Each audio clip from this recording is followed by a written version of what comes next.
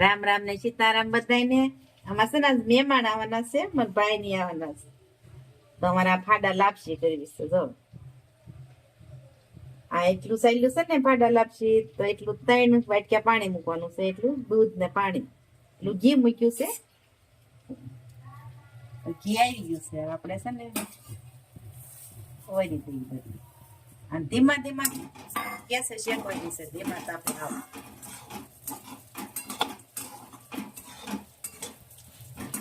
લાલ થઈ જાય ત્યાં સુધી શેક્યા રાખવાની છે, ધીમે ધીમે તાપે. પછી પાણી નાખવાનું છે, શેકાઈ જાય પછી પાણી ને દૂધ.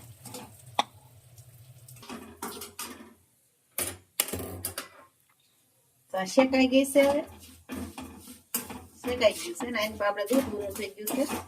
આ ગયું છે દૂધ, આપણે આમાં હવે નાખી દઈ. દૂધ ને પાણી મિક્સ કર્યું છે બે, આપણે આમાં હવે નાખી દઈએ.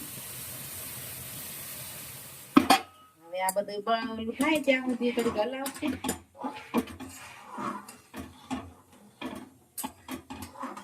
ધીમા તાપે પછી મોરસ માથા નાખી દેવો, દૂધ બળી જાય ને પછી. તો આ થઈ ગયું છે, દૂધ બળી ગયું છે. હવે આપણે મોરસ નાખી દઈએ. લાપસી હતી ને એટલે મોરસ નાખી. બગડવું નથી ખાતા એટલે માપે નાખી નાખી.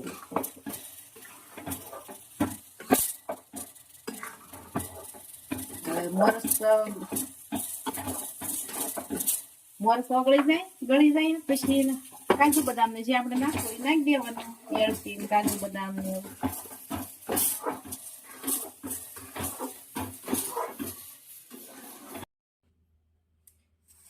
આ લાપસી થઈ ગઈ છે, ફાઇનલ લાપસી. આપણે હવે આ શાક વાલો રીંગણાનું શાક છે, ટમેટું નાખેલું.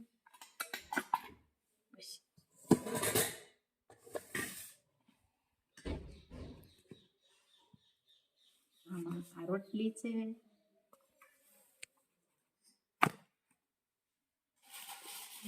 ભૂંગળા, પાપડ